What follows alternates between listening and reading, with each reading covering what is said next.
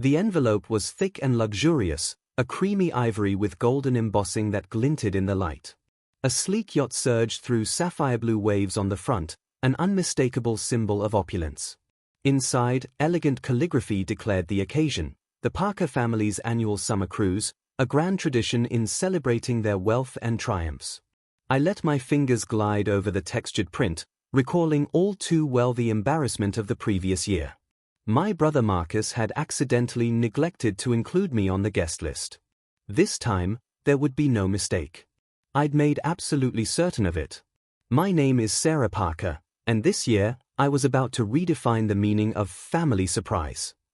Just as I finished reviewing quarterly performance charts in my office, the phone rang. "Sarah," came my mother's voice, syrupy and laced with artificial sympathy. "We should discuss the cruise." I leaned back into my leather chair and turned toward the glass wall behind me. From my vantage point on the top floor of my penthouse, I had a perfect view of the harbor and the newest jewel in my collection. A 300-foot super yacht, currently being polished to perfection by a crew that had no idea they worked for me. "What about the cruise, Mom?" I asked, watching the team buff the deck railings.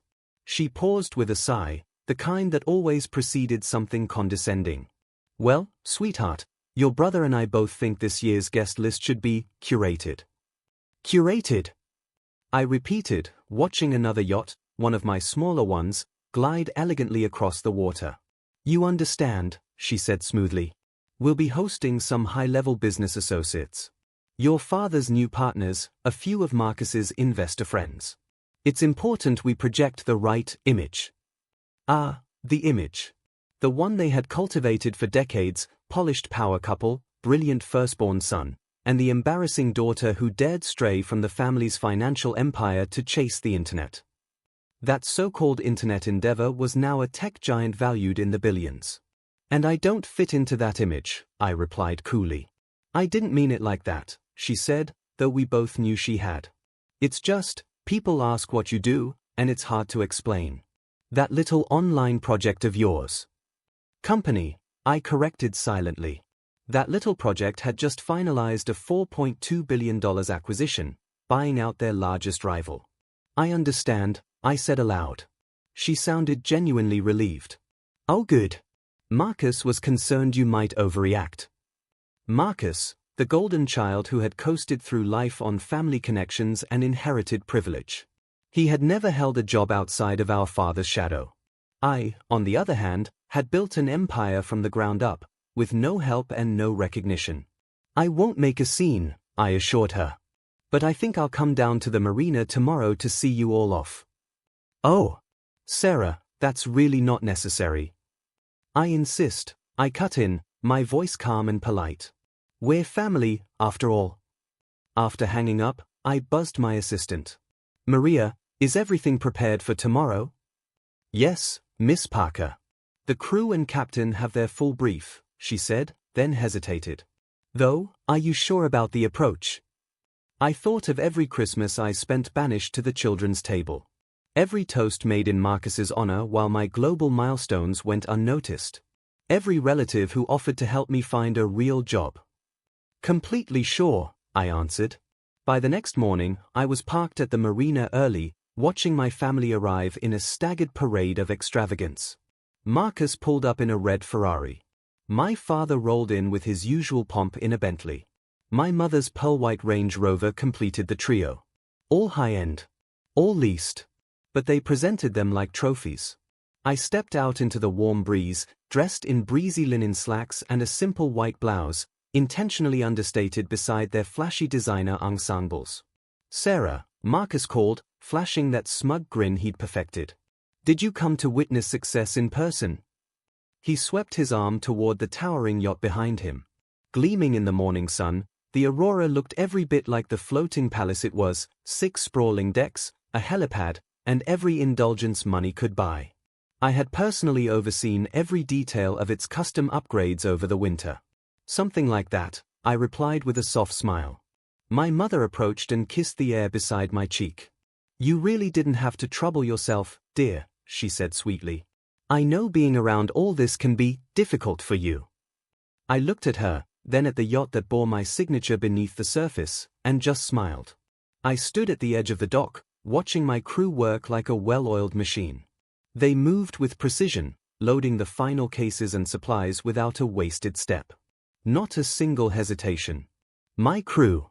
Not at all, Mom, I said, my tone light. I just wanted to make sure every detail is exactly how it should be. Every detail for what? My father interjected, his voice clipped as he checked the time on his Rolex. You're not seriously under the impression you're coming with us, are you? Marcus let out a loud laugh, the kind designed to draw attention. Sure enough, a small group of sharply dressed young men turned to see what was so amusing, his colleagues from Dad's firm, all outfitted in coordinated, high-end resort wear. This trip's reserved for winners, Marcus smirked. No room for the family disappointment. A few of his friends stifled laughter, clearly in on the long-running joke. Sarah Parker, the daughter who'd walked away from cushy family privilege to launch some mystery tech thing.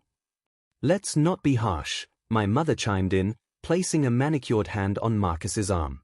I'm sure Sarah understands. This is a networking cruise. We do have standards. More guests began to arrive, investors, business associates, and socialites eager to be photographed with the right crowd. I recognized most of them from boardrooms and magazine spreads, though they'd never acknowledged me. I'd always preferred to work behind the scenes. A voice called from the yacht's deck. Miss Parker? Boarding preparations are complete. My father frowned, puzzled. That's strange. The captain should be speaking to me. I'm the one who arranged this yacht. Are you certain about that? I asked, arching a brow. Before he could answer, the captain himself descended the gangway, pristine in his white uniform. Marcus stepped forward, hand extended. Captain, Marcus Parker. We spoke about the... The captain walked right past him and stopped in front of me, standing at attention. Welcome aboard, Miss Parker, he said formally. Everything has been prepared according to your instructions. The dock fell eerily silent. Even the seagulls seemed to pause. Your yacht? My mother's voice was barely audible. I offered a smile and pulled out my phone, swiping to a photo of myself signing the ownership documents 6 months earlier. Did you really think you could just rent one of the most elite yachts in the world? I asked sweetly. The Aurora hasn't been available to the public since I bought it. Same with the rest of this marina. Marcus's tan began to drain from his face. That can't be true. This yacht is worth 180 million, I finished for him. Plus several more for the custom work I requested. Would you like to see the receipts? But this was merely the opening move. My family had no clue that their carefully curated voyage was about to take a wildly unexpected turn. The only sound was the soft rhythm of waves tapping against the hull. Dad recovered first, stepping closer with a forced smile and lowering his voice. Sarah, let's not do this in public. If you've reached this level of success, we should talk about bringing your company under the Parker Investments umbrella. I recalled, vividly, the meeting 5 years ago, when I pitched that same company and was told it was a pipe dream. When he'd scoffed and offered me a job as Marcus's assistant instead. You mean the nonsense startup you dismissed over lunch? I said calmly. The one you insisted would fail without your brand name behind it. He waved a hand, as if brushing away a bad memory. Ancient history. Let's focus on what matters now, the Parker legacy. I chuckled quietly. Legacy? Let's redefine that word. I turned to face the growing crowd. 6 years ago, I presented my tech company idea to my family. They spent 20 minutes explaining why it was doomed, and then offered me a secretarial role beneath my brother. Marcus shifted uncomfortably, pretending to be fascinated by the dock planks. What they didn't know, I continued, was that I'd already locked down multiple investors. By the time their lecture ended, I had $50 million in funding secured. My mother's smile faltered, just a flicker. But you work in that tiny office downtown.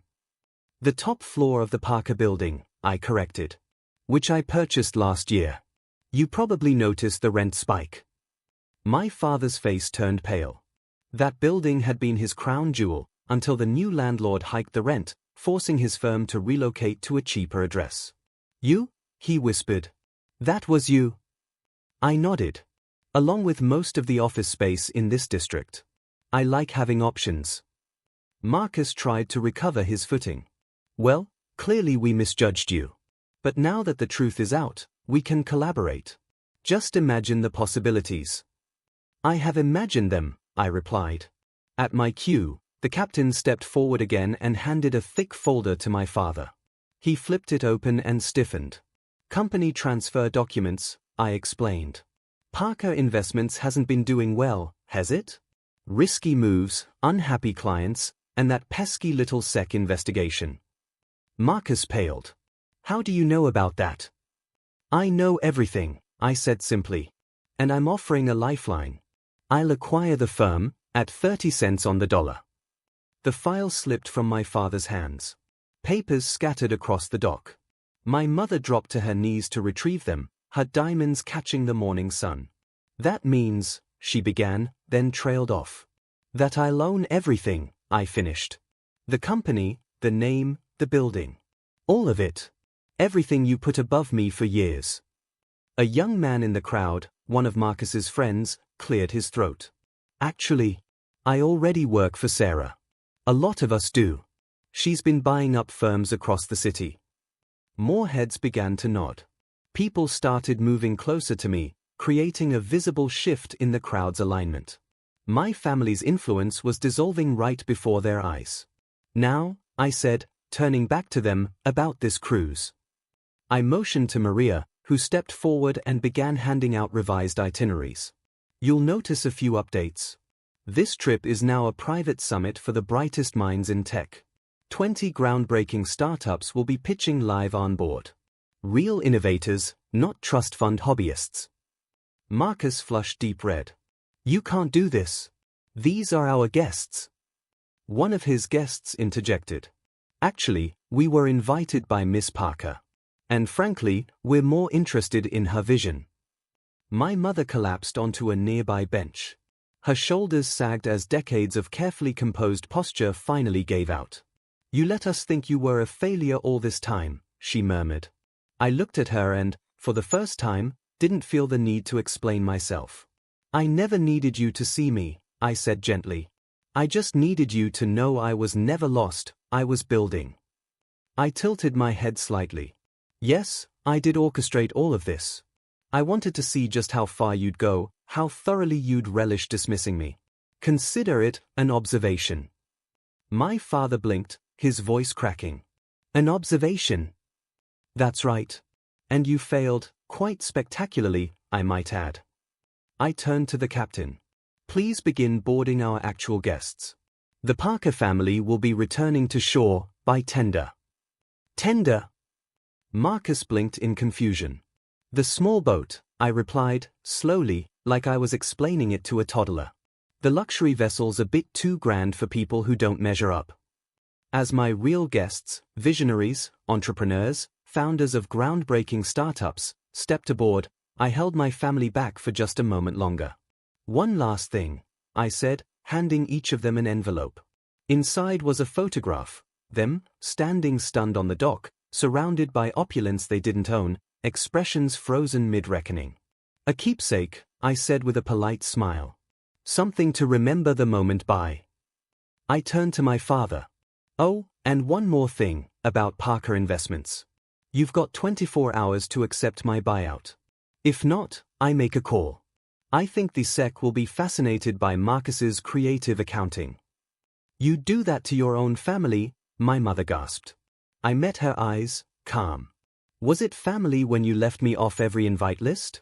When you laughed behind closed doors about my fantasies? When you told anyone who'd listen that I was a failure? Silence. Not even the breeze dared to interrupt. Funny thing, I continued. That little startup you all mocked? It just crossed a $12 billion market cap. About 12 times what your company was worth before Marcus started siphoning money like a drunk at an open bar. My brother choked.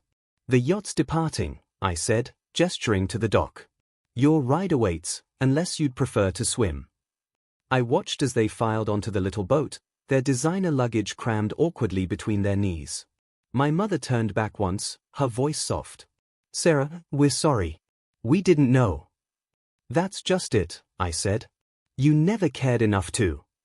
I climbed the gangway, the sun catching on the polished railings of the Aurora, my $180 million exclamation mark.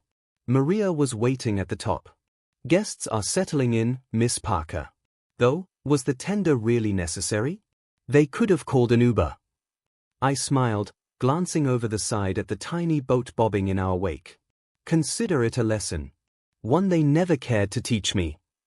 Within a week, the headlines exploded. Tech billionaire Sarah Parker acquires Parker Investments in dramatic power move.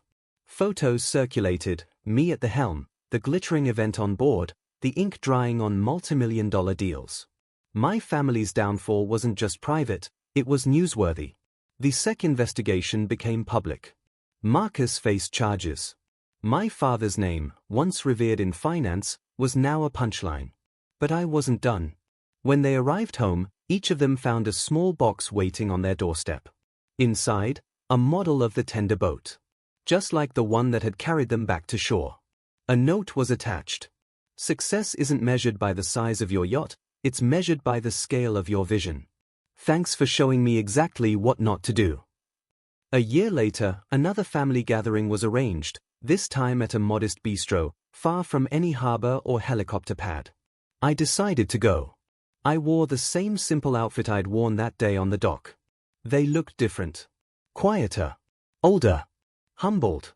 Marcus approached me, no designer logos in sight. Sarah, he said, eyes low. I'm sorry. I looked at him for a long moment.